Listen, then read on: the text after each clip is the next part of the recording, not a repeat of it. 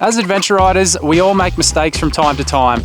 Not everything always goes to plan and not everything can be as perfect as we want it to be, but there's always some room for improvement. So in this video, I'm going to run through some common mistakes that I see adventure riders make out on the trails, and then we're going to go through some ways that we can improve or even eliminate on these mistakes. So make sure you stick around. You're going to want to watch these because avoiding these could literally save you and your bike out on the trails. All right, let's get into mistake number one, and it's a big one: choosing the wrong bike. I mean, I get it, those big 1200cc beasts like the BMW GS Adventure or the KTM 1290 Super Adventure look absolutely amazing, especially in the hands of the pros, which is usually who is riding these things for any advertising or promos. But if you're a beginner, jumping onto a 250 kilogram monster might not be the best decision. Now, when it comes to choosing the bike that's right for you, you're going to want to make sure that it matches your experience level and also the type of riding that you want to do with it most of the time. And make sure that you're really honest with yourself on this one. Otherwise, you'll end up with the wrong bike. You'll take it out on the rides that you want to do and it's just not going to perform and you're not going to have a fun time. So if you're just looking to explore this country, do a lot of blacktop, maybe the odd dirt road here and there, you're probably going to be looking towards the sport touring sort of section, some of the bigger, heavier bikes. And then if you're like me and you like to do those big adventures, but you also want to be able to duck down a track and not have to worry about picking your bike up when it's too heavy, you're going to be looking at something like maybe the DRZ 400E, KTM 690, Husqvarna 701. Bikes in that similar sort of range where they can do a lot of kilometers, but they are pretty good in the hard off-road stuff here and there. And then finally, if you really want to go the tough adventure, lightweight adventure, sort of dual sport setup like what I'm sitting on right now, which is my Beta 480, you're going to be looking at things like this, or maybe the KTM 500, Husky 501. There's a few other models out there as well, but that's pretty much the range you're going to be looking at. But just make sure you're really honest with yourself on this one. You don't want to pick something like what I'm sitting on right now if you just plan on riding across the country and doing a lot of blacktop miles. It's just not going to work for you. But in the same, if you wanted to come out here and ride these harder trails like I am today, you're not going to want to be out here on some BMW 1200 GS because that's just not going to work either. So just sit down, make a bit of a list of things that you want to do with the bike and some of the bikes that you do like, and just make sure they match up with that criteria of the type of riding you want to do before you go out and waste your money on a bike that's just not going to perform in the conditions that you want it to. And please make sure you're not the guy that goes and buys the most expensive $25,000 adventure bike and immediately tips it over as soon as you hit the dirt roads and just destroys everything. You're not going to have a good time.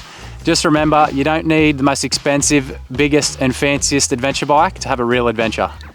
Time for mistake number two, which is riders that are packing way too much gear. Now, this is a really common one that I see, especially with beginner adventurers. You don't need every luxury item you own on a moto adventure. You want to pack the essentials only. Every extra bit of weight you add makes your bike harder to handle, especially when the trails get tough. Keep it light and keep it simple. So a few key points to keep in mind when you're packing for your next adventure. Just a few ways that you can try and minimize the weight that you take out on those rides. The first thing would be, if you haven't already, go and check out some lightweight, compact camping gear. It's generally going to be some hiking gear, but this stuff transfers over really well into the world of motorcycle adventure camping. Generally, the lighter the object is, the more expensive it's going to be, so just shop around for a good deal and try and make it all work within your price range. The second tip would be pack minimal clothing. Now, you're going to be in your riding outfit most of the time anyway, so chances are you're not going to need a whole lot of other clothing on this adventure. Try and keep the weight down, keep as minimal amount of clothing as possible. The third thing is keep the tools and spare parts to a minimum. Make sure you know what works with your bike and what tools you're going to actually be able to use and what you need. There's no point taking a bunch of tools and spare parts that you don't need on the adventure. It's just going to add more weight to the bike. And lastly, this one's about your food and water supplies. Just try and base it on where you're riding and how long for. Obviously, if you're only going for an overnight trip, you're not going to need as much food and water than as if you compare that to a 4-day adventure where you have nowhere to get any other supplies along the way. So keep all those things in mind and just try and keep the weight as low as possible. Just remember, if you don't absolutely need it, it stays home. Your bike and your lower back will thank you later. Now, the third mistake that adventure riders make is overlooking the basics. Now, what I mean by that is your riding technique, the way you ride, the way you should do things to ride better, safer, have more fun. Adventure riding isn't just always sit down, twist the throttle and away you go. Sometimes you get to stuff like this where you've got to be up, off your butt, on the balls of your feet and actually move around a bit to get through some kind of obstacle. Now, depending on what you ride, where you ride, it might not be all that often. So, but if I was you, I'd like to be prepared for if I did come to something like that, and I know I can get myself through it, get myself out of trouble, and keep on the adventure. So my suggestion would be to work on those basics, get your technique right.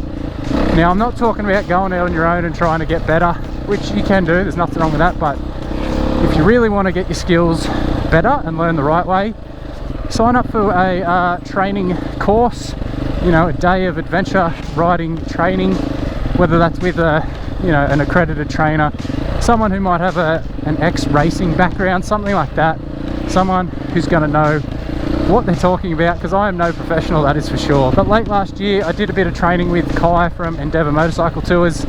He put a bunch of us through some training drills before we set out on an adventure the next day, and I actually found it really beneficial.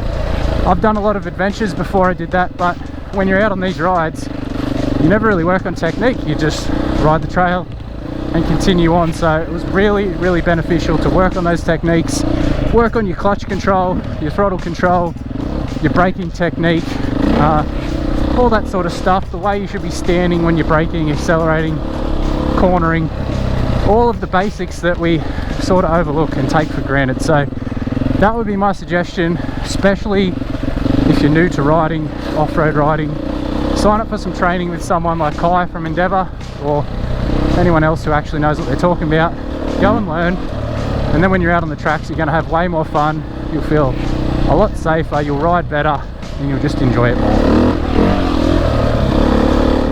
So there you have it. Try and avoid these 3 mistakes and you'll be setting yourself up for way more fun and a lot less frustration out on your adventures.